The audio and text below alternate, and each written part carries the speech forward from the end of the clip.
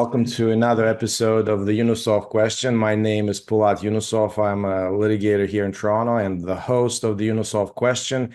And I have another very special guest today, Geoff Hall. Geoff Hall is a leading corporate commercial litigator in Canada. He is the author of Canadian Contractual Interpretation, now in the 4th edition. He is a partner with McCarthy, Tétrault here in Toronto. Hello, Geoff. Hi, good morning. How are you? Good. Did my intro did justice to you, or did I miss something? No, it was quite adequate. Anyone who wants to read more details can find it elsewhere. That's great. So I usually go through some basic biographical facts because we want to know you as a person. We want to know where you came from.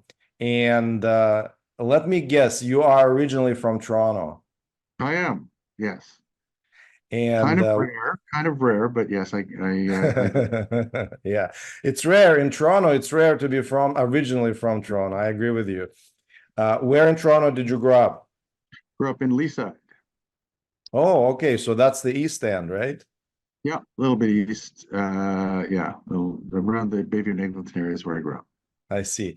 And you went to UFT Law and you Yep. graduated from UFT Law in 1991. That was a big year for the humanity, a lot of changes. Do you remember those days? What was it like for you as a graduating law student? Well, it was an interesting time. The Berlin Wall had geopolitically, the Berlin Wall had just fallen, and there was much hubris about how history had come to an end. The West had won and prevailed, and that was the only worldview. I must admit, I was skeptical of that at the time, and the history seems to have proven that that skepticism was well placed. From a more kind of granular level, it was a bit of a challenging time to be a law graduate because the economy in the GTA had been booming throughout the 80s and then really hit a wall.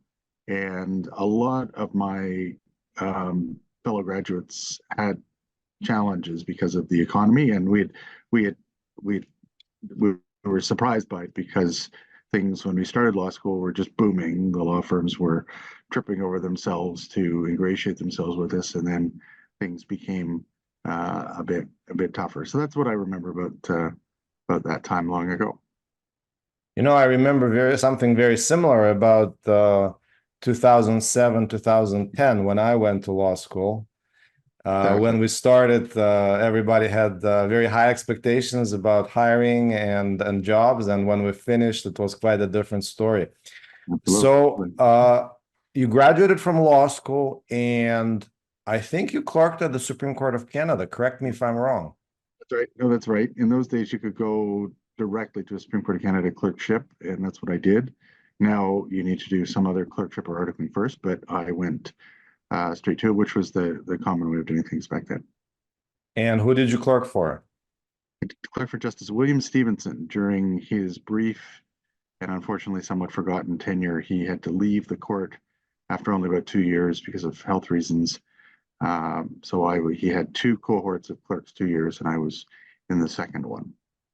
Oh, wow. So you had quite a unique experience. It was a little different, yes. Yes, experienced a judicial resignation. He left about 9 months into my clerkship, and I had another 3 months to go. So it was interesting times. Did you already have a secure position with McCarthys at the time? Sort of. I had summered at McCarthy's 2 summers. So after my what is now referred to as 2L, we didn't use that phrase then. I summered here, and then I also did a partial summer after 3L because I knew I was clerking and I was interested in coming back. But I wasn't I wasn't guaranteed a spot, and I still had some discussions. And that gets back to my comments earlier about the economy. It was a time when it was not totally clear what firms were going to be doing, and I had people that I clerked with who had difficulty finding jobs, but I did get a job offer from McCarthy's near the end of my clerkship and been here ever since. Was it your only job offer, or did you have options and you chose McCarthy's? I had one other. I only spoke to a couple of firms, and I did have other options, but chose McCarthy's. Why did you choose McCarthy's? Um, I had. It's a very good question. In fact, it really goes back to my choice to come as a summer student. I had um, gone into the summer student process thinking I was going to join another firm, and then was very taken by the people at McCarthy's, um, uh, the culture, and just felt it was an appropriate fit. And then I was interested, by the time I was clerking, I was interested in litigation, and thought that McCarthy's had the strongest litigation platform at the time. I still think we do, but it was really the litigation platform and my previous experience that drew me here as an associate. I interviewed quite a few people at McCarthy's currently and McCarthy's alumni. I interviewed Jonathan Lysis, and I believe he was already at McCarthy's when you started there. Yeah, Jonathan's a year ahead of me, so he was here when I started. Yeah. Yes. And Sarit Batner wasn't there yet, of course. Yeah. No, that's right. And Yeah. naturally, Adam Goldenberg wasn't there yet, Not yet. Not obviously. yet. No. all guests of my show, just going through the list. So fine. So you started at McCarthy's. You thought it was the best litigation platform, but then you chose to go to Harvard for your LLM. Was it somebody's advice, or something happened? No, that was my own idea. So I was an associate at McCarthy's for 2.5 years. Then I went to Harvard on a leave of absence. Did a 1 year LLM on a leave of absence, and that was entirely my idea. I'm not sure the firm would have been overly thrilled about it. They were supportive, but I'm not sure they would have actively thought it was something to encourage. And it really originated because out of clerking, I had seen a number of my colleagues go off to top institutions around the world for graduate studies, usually because they wanted to go into academia. But I had the sense that I might have missed out on an opportunity. I'd never studied outside the country before, and just thought this might be an opportunity to do something interesting, expand my legal understanding, and not interfere much with my career path towards being a partner at the firm. Harvard is a brand. Everybody knows that. But do you think in your career, do you think Harvard made a difference at all? Yes, although somewhat indirectly. Almost none of what I learned or took substantively at Harvard I've ever applied. I think there have been about 2 occasions in my career. And so the substance of what I learned wasn't directly applicable. But it was a very valuable experience to be able to go back after 2.5 years of very intense work and think about the law a little bit, look at the law from a different legal system, slightly different legal system. And that, I think, is invaluable. It gave me a depth of understanding of the law and how to think about the law that I would not have had if I hadn't had that experience. It's interesting. 2 other guests of my show attended the Harvard LLM program that you attended, but probably a few years before you. I'm talking about Barry Glassel, who was at BLG for many, many years. And Yeah, I'm talking about Justice Fred Meyers. that was And yeah. I think they were there at the same time. They actually know each other. So Harvard LLM, and when you came to back to McCarthy's, did it increase your status in any way that you had the Harvard LLM, or did you find that the break, the hiatus, caused you to sort of have to work even harder to get back into the groove of things?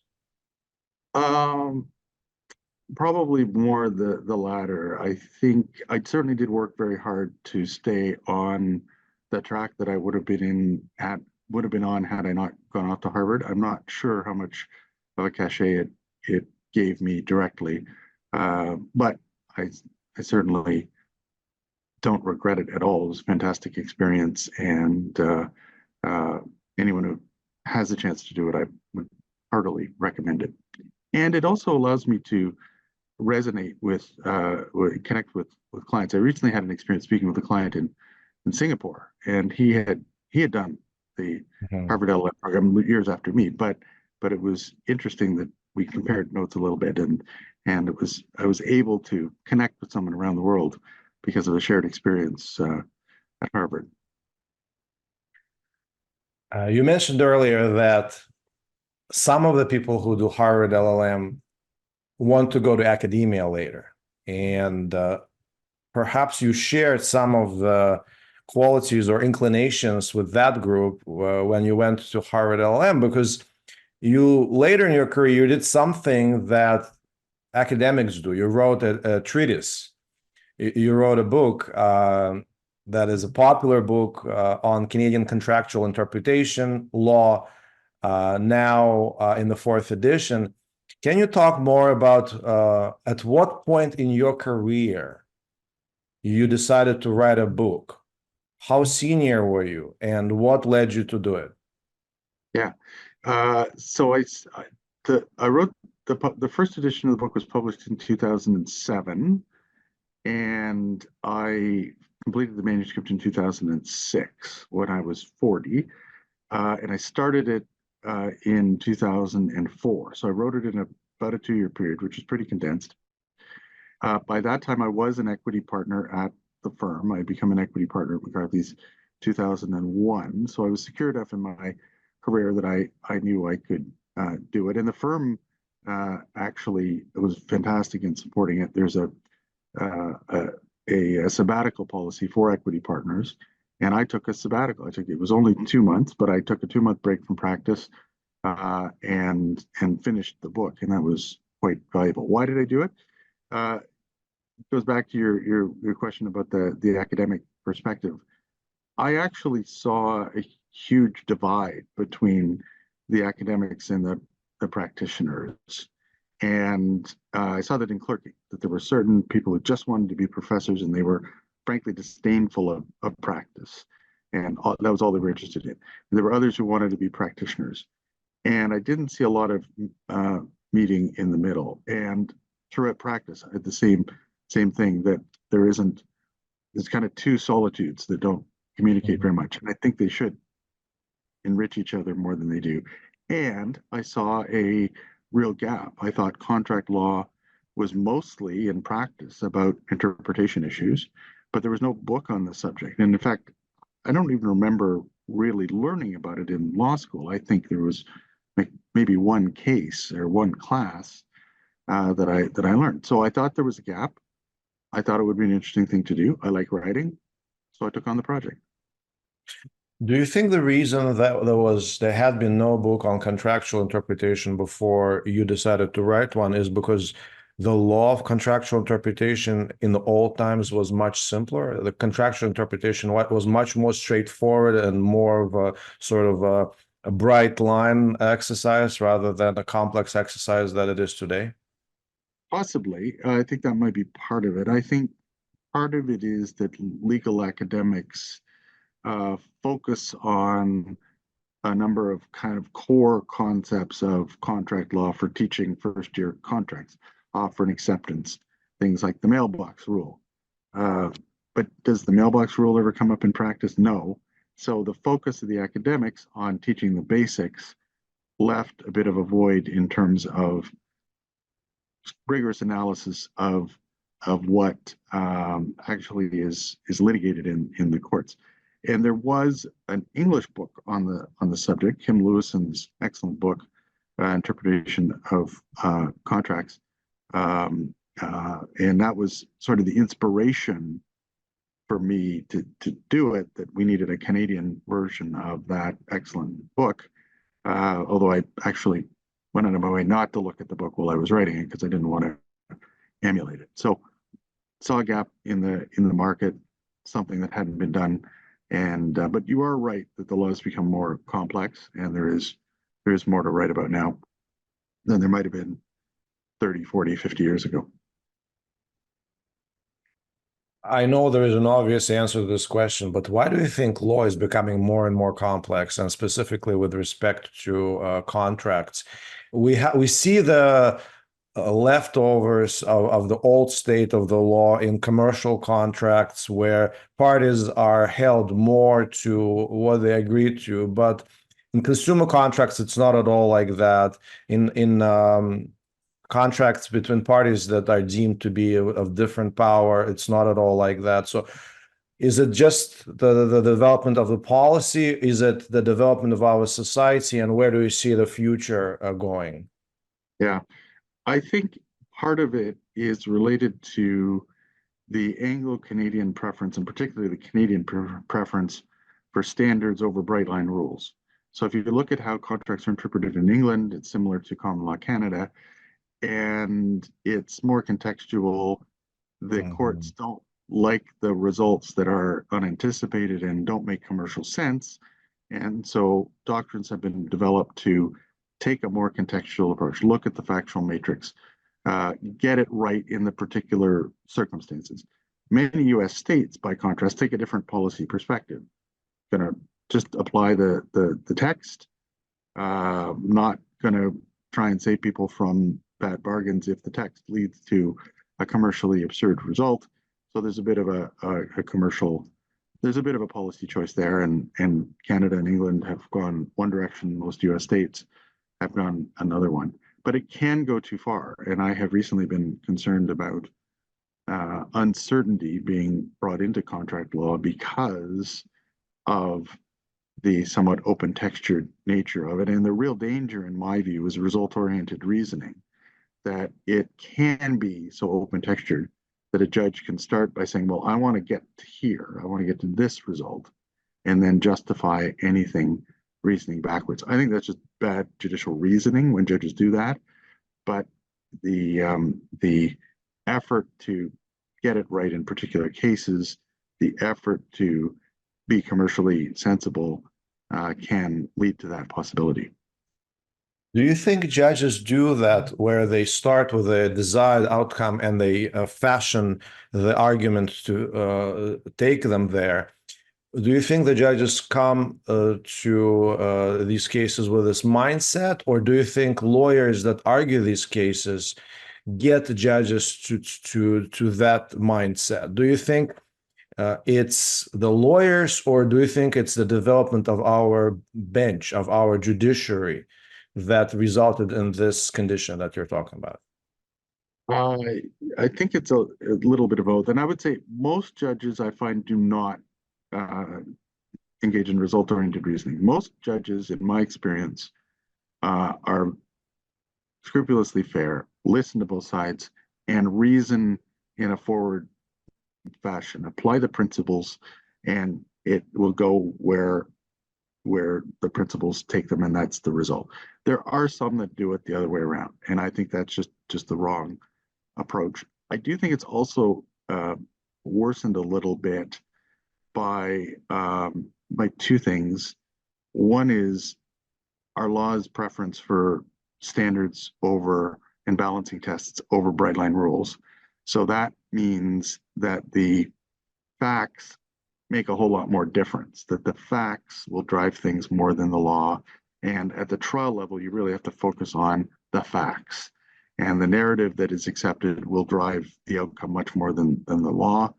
The other problem is, and I think this is a problem, is the highly deferential standards of appeal, where it is very difficult to overturn trial decisions now. That it's become noticeably more difficult in my career because of the palpable and overriding error standard being applied to questions of mixed fact and law, which means that trial judges have more scope to craft fact-based decisions that will not be interfered with.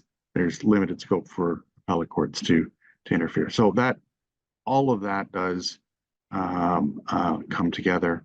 And law is often a pendulum. You know, things swing from one extreme to another. And I actually don't think that the U.S. approach of rigorous adherence to the text is right. It leads to some really weird results in many cases. On the other hand, being so open-ended that it undermines contractual certainty or permits result-oriented reasoning, that's too far the other way. So the law is trying to find the appropriate middle ground.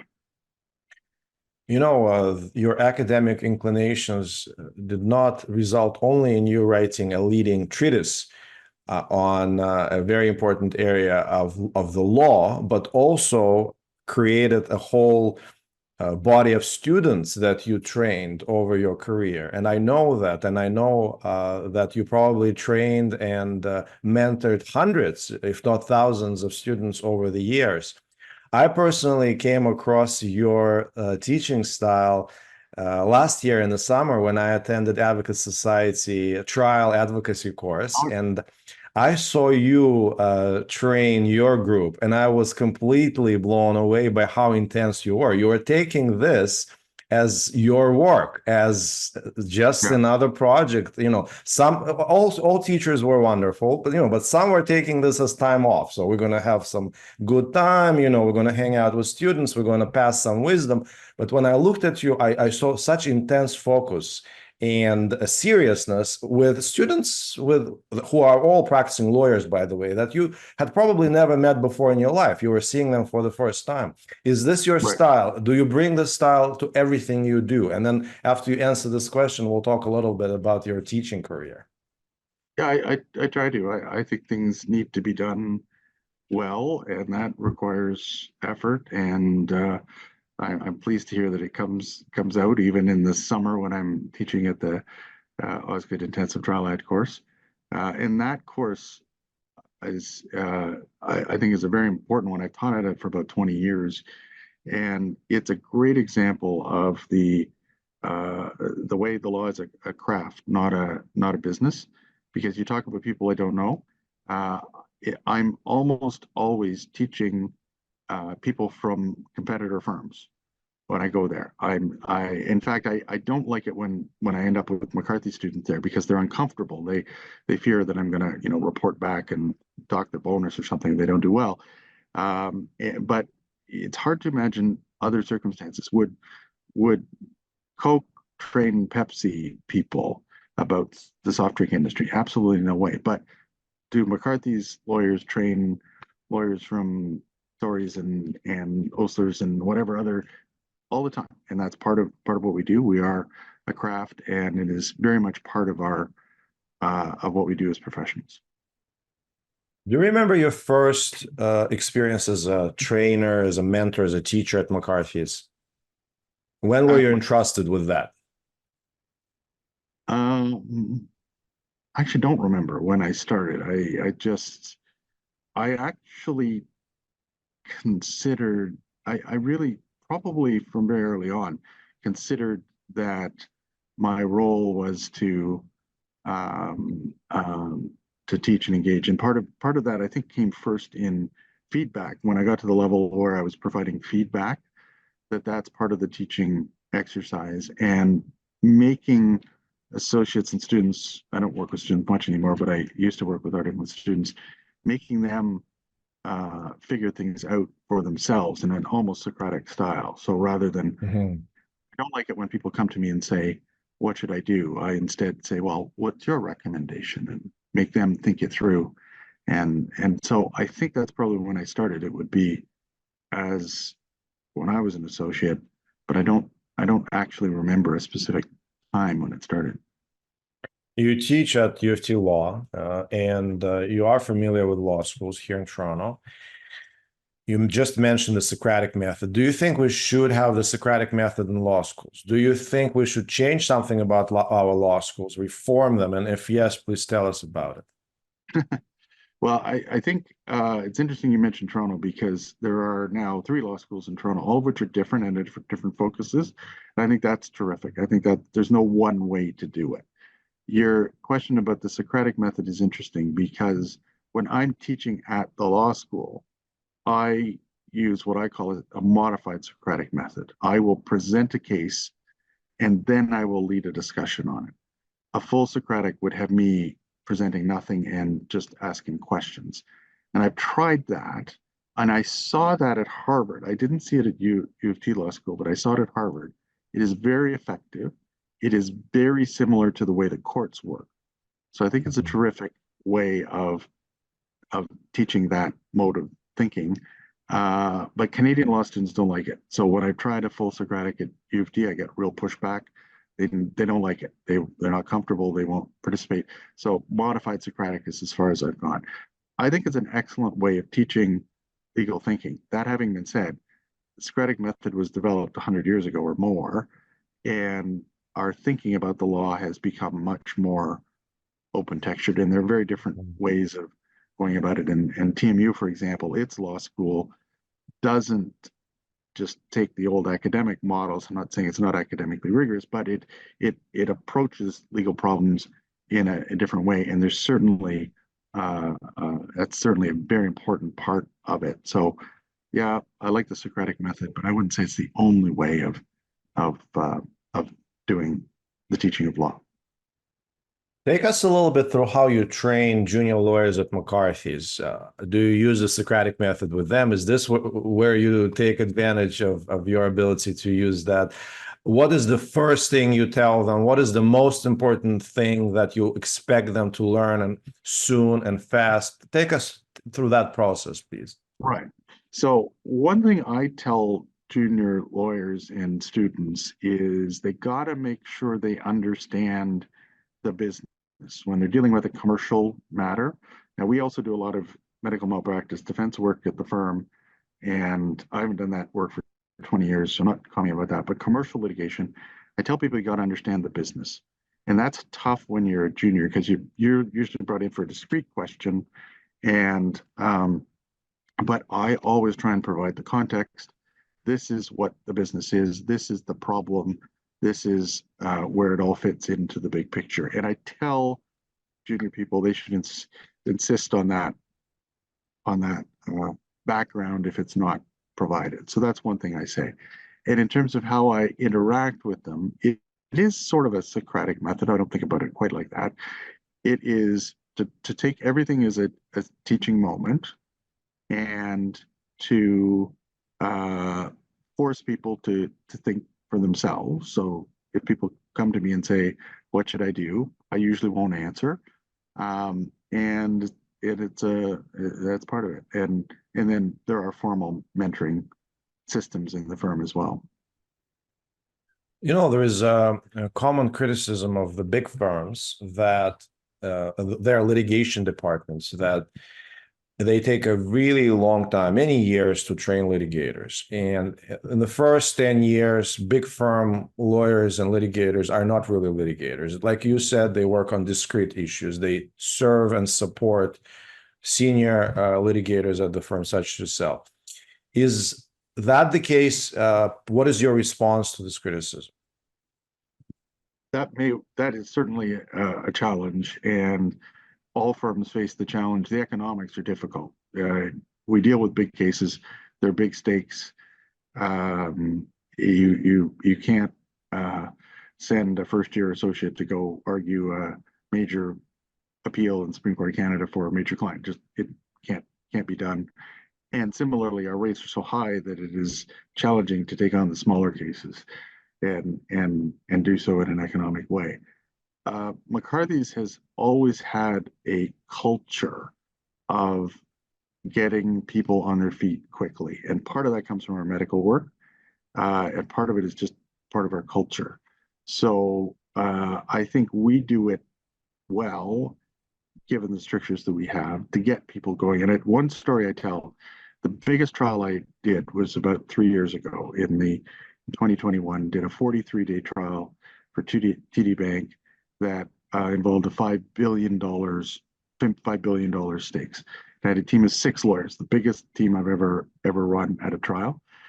And the trial went 43 days. But within the first 2 weeks, I had had everyone on my team on their feet in some part of the trial, that everyone had done something, even someone who was, I think, a first or second year associate at that point, had done something, had done an examination or part of an argument or something. And it was a real point of pride to me that within 2 weeks of this lengthy trial, I'd had everyone on the team on their feet and involved. And that wasn't something I made up. That's a culture I learned at this firm and that we've done for many years. And I expect that, you know, the other 5 on the team, when they're leading teams in the future, they'll be doing the same thing. That's how I grew up. Now, part of that can be pretty disconcerting. You get thrown in to the deep end, and there are times when things may be challenging, but that's the culture that we have. I think that's the best you can do. There's no way you can get a perfect experience, and you know, we're never going to have the advocacy experience of, say, a Crown attorney where you're in court every day on your feet, but I think we do as best we can. About that 40-day, $5 billion trial, this is, of course, a rare opportunity for, I think, all lawyers in Ontario to learn a little bit about such incredibly high stakes, astronomical stakes. And you're not a magician, you know, you're not a god, you know, but you're one of us, and yet you do such incredible things. So in that respect, some very simple questions. How early did you start preparing for that trial? How early? How early, yes. How much yeah. ahead of the trial date did you start preparing for it? Well, I would say we started preparing for the trial the day we got the file, which was about 9 years, I think, before the trial, or maybe it was about 10 years. I actually, in the course of that file, at one point, I thought we had lost sight of trial, that I thought our team had come to the conclusion that it would be too big to try. And I corrected course. I made it clear to everybody we are moving towards trial, and we approach this case like every other. We take the mindset that we will go to trial, even though we know 90% of cases don't. But that's the mindset. So, but when did we intensively start preparing? Would have been probably about 6 months beforehand, something like that. Was that trial largely driven by documents or by credibility of witnesses? Really, it was both.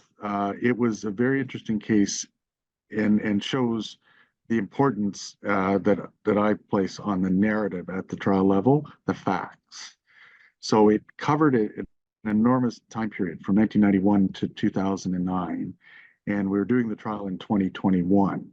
So what we needed to do was to take the trial judge back to what the world was like in that time period, and tell a narrative as in the way that the employees who were involved experienced it at the time, which is very difficult to do. You know, for example, the early facts in the case were before the internet was out there, before Google existed. And it's actually very difficult sitting in 2021 or 2024 to envisage what your life was like before you had the internet. And even if you lived through it, it's difficult to take it back. So what we needed to do was to craft a narrative to get the narrative accepted, and that was the advocacy challenge of the case. And I knew we had succeeded when I saw the reasons, not only that we won at trial, but also that the judge picked up one of our themes, that you can't look at the situation in retrospect. You got to look at it the way people experienced it at the time it occurred. Was that trial on the commercial list? Yes. I see that Justice Barbara Conway, was the trial judge. Right. Yeah. Just to inform the audience that this was a case surrounding the collapse of Stanford International Bank, and there was an allegation of a Ponzi scheme in that case, correct? Yeah. Okay, so did you win that trial in chief or on cross-examination? That's a very good question. I think in chief. You usually say you win in chief, but I think we did win in chief by telling our narrative and getting our narrative accepted. Cross-examination was important, particularly cross-examining the opposing experts. And I didn't do either of the liability experts. Other members of my team did. They did a fantastic job. And that was important. But I think the old adage is you win in chief, not on cross. And I think that was I think that's generally true, and I think it was true in this case. I see that I know at least two members of that team, Junior Sirvar, whom I came across in one of the cases on the commercial list that I did. And I know, of course, Christine Wedworth, a wonderful, wonderful person who I met through the Advocate Society. And it's quite a large team, as you said. You can find any listeners or viewers can find more information on McCarthy Tétrault's website. That's really fascinating. So tell me about the commercial list experience. You, of course, are the permanent resident of the commercial list. I first met you on the commercial list. You may not remember it, but I will remember it for sure for a long time. And tell me about the commercial list experience. How is it different from the regular Toronto civil list or from hearing civil cases elsewhere in the province? I think the commercial list is great, and I have always favored it and used it as much as I can. You have a small group of judges who are quite expert in commercial matters. They get it. But what's really spectacular is the speed and effectiveness of it, particularly right now at a time when the Toronto civil list is so backed up. Really is appalling what is happening, particularly in motions court. Motions being about a year or more out. It's a complete failure of justice. The commercial list, by contrast, has always been able to get the resources to react quickly to urgent commercial situations, and that's the thing that I've found incredibly valuable. Not to be abused, though. The commercial list is only for particular cases. It is not to be used in all circumstances. It will get overwhelmed if it doesn't keep to its lane and do what it does so well. So, but we're very fortunate as province to have the commercial list as a resource, and we would be better served if our civil justice system generally were better resourced, so that the rest of the system could deliver as effectively as the commercial list does. Admission to the commercial list, of course, is highly discretionary. What advice can you give to junior lawyers who are considering asking the commercial list to admit their claims there? Sure. Well, first thing, you need to have the right case. Their commercial list is looking for significant matters, commercially important, complex matters. Usually the dollar value does matter. A smaller dollar value matter is less likely to be approved. The court does not like cases to be dressed up that are not appropriately there. So they're very suspicious of employment disputes that include an oppression component. And they will say, well, that's really an employment case. It's not really an oppression case. So don't try and pull a fast one.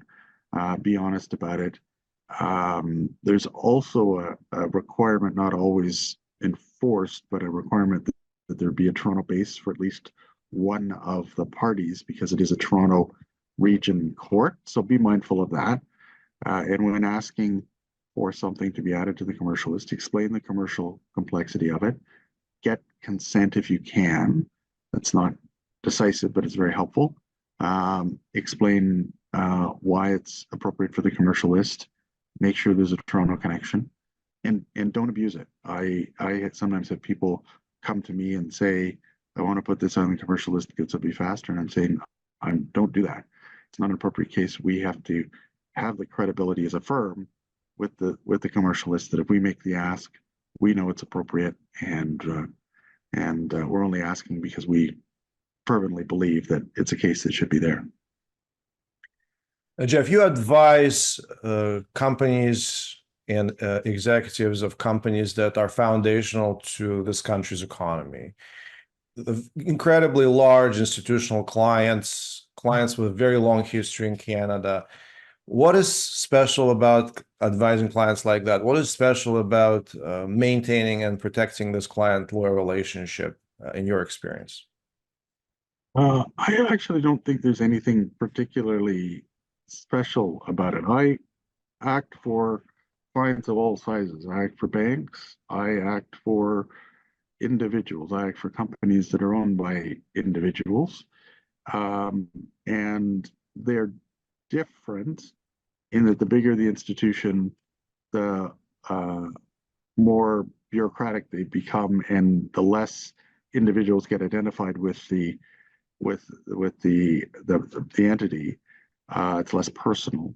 But I don't see it as fundamentally all that different, and I don't see it as particularly a mission to, you know, safeguard the Canadian economy or anything like that. I will vigorously advocate for whoever wishes to do so, and unfortunately, those who can pay the fees, which is often an issue, but you deal with that as best you can. So obviously, we're pleased when we're entrusted with important matters for large institutions, but it's all advocacy, and it's all trying to put forward clients' best interest in the courts. There is a relatively recent phenomenon of the rise of the small commercial litigation firm, or the rise of the solo commercial litigator, who are capable of taking on serious matters, significant clients, because they come to this station with experience at big firms, for example. McCarthy's spawned, of course, so many small firms, smaller firms that are really huge players today. To name Jonathan Leiss's firm, for example, was, of course, formed by graduates of different large firms, but Jonathan himself came from McCarthy's.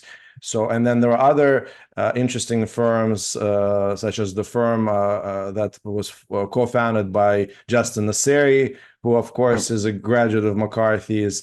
And then Jeff Feiner comes to mind, my very good friend Vladi Ivanov, who is a sole commercial litigator, a very incredible person. What do you think about this phenomenon?